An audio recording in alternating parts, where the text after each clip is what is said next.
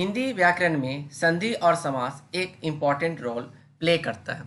संधि दो वर्ड के मिलने से बना है, सम जोड़ धी, जिसका अर्थ होता है मेल। सम का अर्थ होता है समान रूप और धी का अर्थ होता है धारण करना।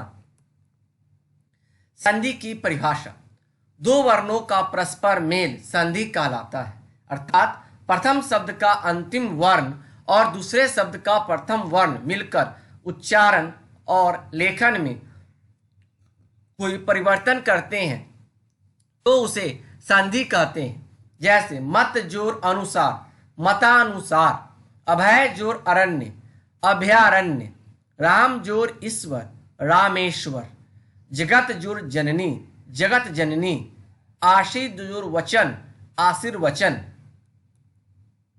संधि के प्रकार अर्थात संधि के भेद। संधि मुख्यतः तीन प्रकार के होते हैं, स्वर संधि, व्यंजन संधि और विसर्ग संधि। आपके परीक्षा में पूछे जाते हैं संधि के कितने भेद होते हैं, वहां पर आप टिक लगाइएगा। संधि के तीन भेद होते हैं, स्वर संधि, व्यंजन संधि और विसर्ग संधि। स्वर संधि क्या होता है? यदि दो स्वर आपस में मिलते हैं अर्थात स्वर प्लस स्वर की बात जहां होती है, वैसे संधि को हम लोग स्वर संधि के नाम से जानते हैं। यदि किसी स्वर के बाद स्वर ही आ जाए तो स्वर के उच्चारण और लेखन में जो विकार परिवर्तन होता है उसे स्वर संधि कहते हैं। जैसे स्वर संधि के प्रकार में उदाहरण लिख लीजिए, कीट प्लस अनु, कीटाणु। ट में अ लगा हुआ, क्योंकि कीट जो लिखा हुआ है तो हम लोग कहते हैं क दीर्घ की मात्रा ट में लगा हुआ है, हल लगा हुआ है नीचे प्लस अ। यहां पर ट में अ संयुक्त है, अ प्लस अ आ तो गया कीटाणु।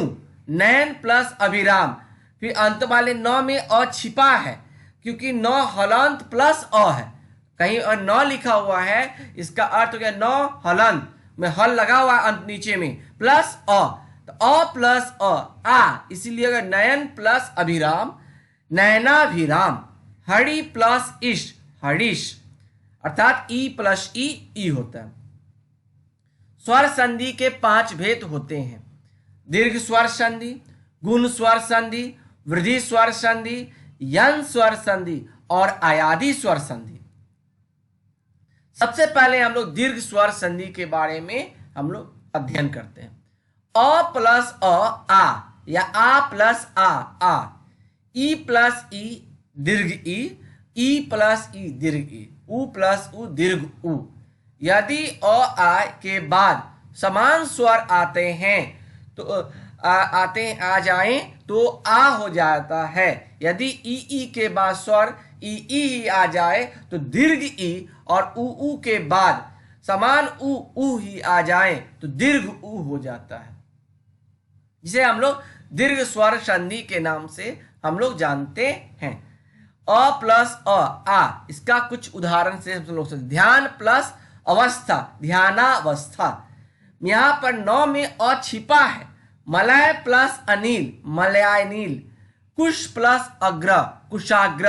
या तलब्श जो है यहां पर भी अ छिपा है। ज्ञान प्लस अभाव, ज्ञानाभाव। कोश प्लस अध्यक्ष, कोषाध्यक्ष। स प्लस अवधान, सावधान। स प्लस अवयव, सावयव। काल प्लस अंतर, कालांतर। यहां अ प्लस आ का यह उदाहरण है। और रहे उसके बाद आ रहा है तो भी आ होता है। एक प्लस आकार, एकाकार। धन प्लस आनंद, धनानंद। नौ में हलंत लगा है प्लस अ है, अ छिपा है, अ प्लस आ होता है। कुठार प्लस आघात, कुठाराघात। परम प्लस आनंद, परमानंद। रस प्लस आश्वासन, रश्वासन। चतुर प्लस आनंद, चतुरानंद। कुसुम प्लस आयुक्त, कुसुमायुक्त। जितना आपको एग्जाम्पल दिया हुआ अगर उतने एग्जाम्पल पर ही आप प्रैक्टिस कर लीजिएगा तो आपका संधि क्लियर हो जाएगा। आ प्लस अ रहे तो आ होता है। जैसे रेखा प्लस अंकित, रेखा में आ की मात्रा है, अंकित में अ की मात्रा, रेखांकित। विद्या माने आ छिपा है, अर्थी, विद्यार्थी। आशा प्लस अतीत, आशातीत। भाषा प्लस अंतर, भाषांतर। इसी प्रकार आ प्लस आ रहे तो आ हो जाता है, जैसे कृपा प्लस आचार, कृपाचार। कृपा प्लस आकांक्षी, कृपांक्षी। ई प्लस ई, दीर्घ ई हो जाता है। Just like example, Ravi plus Indra, Ravindra. मुनि प्लस इंद्र, मुनिंद्र। अति प्लस इंद्रिय, अतीन्द्रिय।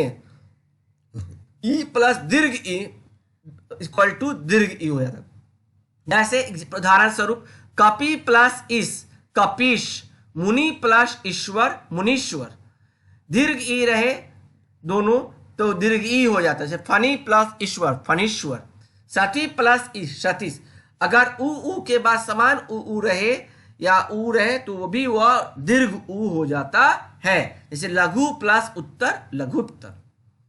दूसरा स्वर संधि है आपका गुण स्वर संधि।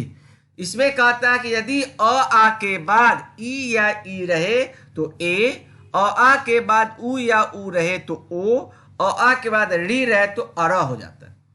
यदि अ आ के बाद असमान स्वर ई आ जाए तो ए हो जाता है, और यदि अ आ के बाद असमान स्वर उ आ जाए तो ओ हो जाता है, तथा अ आ के बाद री आ जाए तो अर हो जाता है। एग्जाम्पल ए वाला, देव प्लस इंद्र, देवेंद्र। भुजंग प्लस इंद्र, भुजगेंद्र। बाल प्लस इंदु, बालेंदु। शुभ प्लस इच्छा, शुभेच्छा। सभी में आप देख रहे हैं अ या आ के बाद ई या ई आ रहा है, जिस कारण से वह ए हो जा रहा है। अ प्लस उ, ओ हो जाता है, जैसे सर प्लस उपरी, सर्वोपरि। लुप्त प्लस उपमा, लुप्तोपमा। भाग्य प्लस उदय, भाग्योदय। आ के बाद उ या उ रहे तो ओ हो जाता है, जैसे महा प्लस उत्सव, महोत्सव। गंगा प्लस उदक, गंगोदक। यथा प्लस उचित, यथोचित। लंबा प्लस उदय, लंबोदय। वृद्धि संधि, वृद्धि संधि भी आपके स्वर संधि का ही भाग है। इसमें यह कहता है कि यदि अ आ के बाद ए रहते ए, और आ के बाद ओ रहे तो अ बन जाता है। उदाहरण स्वरूप आप देख सकते हैं, एक प्लस एक, एकैक। मत प्लस एक्के, मतैक। सदा प्लस एव, सदैव। गंगा प्लस ईश्वर, गंगेश्वर।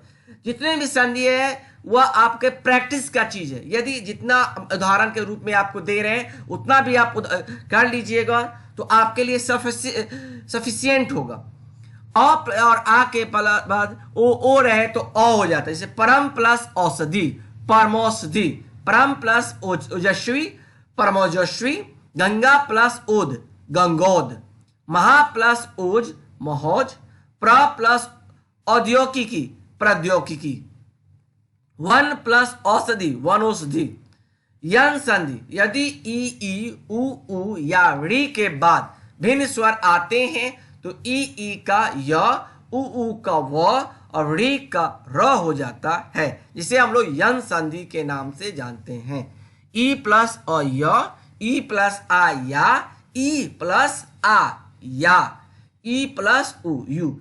हम लोग दीर्घ ई दीर्घ उ पढ़ते हैं, एक्चुअली ई उ है। यदि प्लस अपि, यद्यपि। इति प्लस आदि, इत्यादि। नदी प्लस आगम, नद्याम। वी प्लस उ, व्यू। अयादि संधि, ए ओ तथा अ के बाद यदि कोई भिन्न स्वर आए तो ए का ए का आय, ओ का अव और अ का आव हो जाता है, जिसके उदाहरण भी नीचे दिए गए। ने प्लस अन, नयन। गय प्लस अक, गायक। हमेशा पूछा जाता है कि गायक का संधि विच्छेद कीजिए, है नहीं, तो लोग गा प्लस यक कर देते हैं, गलत है। गय प्लस अक, गायक। नय प्लस इका, नायिका। पो प्लस अन, पवन। पो प्लस इत्र, पवित्र। पौ प्लस अक, पावक। नो प्लस इक, नाविक। यह बहुत इंपॉर्टेंट है, याद कर लीजिए, बहुत आसान चीज है। ने प्लस अन, नयन। गय प्लस अक, गायक। यह बहुत इंपॉर्टेंट है। ऐसे संधि को हम लोग अयादि संधि के नाम से हम लोग जानते हैं। अब हम लोग व्यंजन संधि के बारे में, यदि स्वर के बाद व्यंजन आ जाए या व्यंजन के बाद स्वर आ जाए या व्यंजन के बाद व्यंजन आ जाए तो वैसे संधि को हम लोग व्यंजन संधि के कैटेगरी में हम लोग रखते हैं। जस्ट लाइक एग्जाम्पल, तरु प्लस छाया। देखिए तरु यहाँ ऊ है, छ है व्यंजन, यहाँ ऊ में स्वर है, तरु छाया। वाक प्लस इस, वागिश। उत प्लस घोष, उद्घोष। विसर्ग संधि, विसर्ग संधि में अगर आपका हलंत के बाद अंग अ जो कहते हैं हम लोग के बाद स्वर व्यंजन आ जाए तो वैसे संधि को हम विसर्ग संधि कहते हैं। एक छोटी सी बात बताना चाहते हैं, यदि देखिए स्वर और व्यंजन जो वर्ड होता है, अगर आपसे पूछे कोई मौखिक स्वर की संख्या कितनी है तो आप 11 पर टिक लगाइएगा। यदि आपसे कोई पूछ दे लिखित स्वर की संख्या कितनी है तो आप 13 पर टिक लगाइएगा। अंग और अह को हम लोग लिखित स्वर में काउंट करते हैं, मौखिक स्वर में काउंट नहीं करते हैं। यदि किसी विसर्ग के बाद स्वर या व्यंजन आ जाए तो विसर्ग के उच्चारण और लेखन में जो विकार या परिवर्तन होता है उसे हम लोग विसर्ग संधि कहते हैं। उदाहरण के रूप में आप देख सकते हैं, मना प्लस अभिलाषा। मना यहां में लगा हुआ है आपका मनो विलासा। सरा प्लस वर, सरोवर। विसर्ग संधि के भी 3 भेद होते हैं, उत्तव, रुद्धव, सद्धव विसर्ग संधि। सबसे पहले उद्धव विसर्ग संधि को देखते हैं। अ या आ के प्लस घोष वर्ण हो तो ओ हो जाते हैं, जैसे मना प्लस हर, मनोहर। हमेशा पूछे जाते हैं आपके परीक्षा में, मनोहर का संधि विच्छेद कीजिए, तो मना प्लस हर, मनोहर। यशा प्लस दा, यशोदा। मना प्लस विज्ञान, मनोविज्ञान। मना प्लस बल, मनोबल। सरा प्लस वर, सरोवर। अन्य प्लस अन्न, अन्योन। रुद्ध विसर्ग संधि, अ या आ को छोड़कर अन्य स्वर प्लस घोष स्वर रहे तो र हो जाता है। धनु प्लस वेद, धनुर्वेद। आयु प्लस विज्ञान, आयुर्विज्ञान। आवी प्लस आव, आयुर्वाव। बहि प्लस अंग, बहिरंग। धनु प्लस धर, धनुर्धर। दु प्लस गम, दुर्गम। सद्धव विसर्ग संधि, अ या आ के पल के बाद क या पर है तो ज्यों का त्यों रह जाता है। मना प्लस कामना, मना कामना। यशा प्लस कामना, यश कामना। अंता प्लस पुर, अंता पुर। रजा प्लस कन, रजा कन। संधि और समास में क्या अंतर होता है, यह आपके परीक्षा के लिए बहुत इंपॉर्टेंट प्रश्न है। संधि में 2 वर्णों के मेल को हम लोग संधि कहते हैं, जबकि 2 शब्दों के मेल को हम लोग समास कहते हैं। संधि में 2 वर्णों का योग होता है, जबकि समास में 2 पदों का योग होता है। संधि के 3 भेद होते हैं, स्वर संधि, व्यंजन संधि और विसर्ग संधि। समास के 6 भेद होते हैं, अभिभाव समास, तत्पुरुष समास, कर्मधारय समास, द्विगु समास, द्वंद्व समास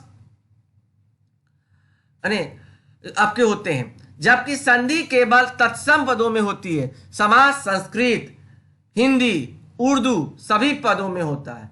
संधि कभी नहीं बदलता, समास विग्रह के आधार पर बदलता भी है। संधि के पद का कोई नाम नहीं होता है, जबकि समास के पद को समस्त पद भी कहते हैं। संधि का शाब्दिक अर्थ होता है मिलाना, जबकि समास का शाब्दिक अर्थ होता है संक्षेपण। जैसे संधि का उदाहरण है पुस्तक प्लस आलय, पुस्तकालय। जबकि समास का उदाहरण है प्रति प्लस दिन, दिनों दिन। Thank you for watching this video.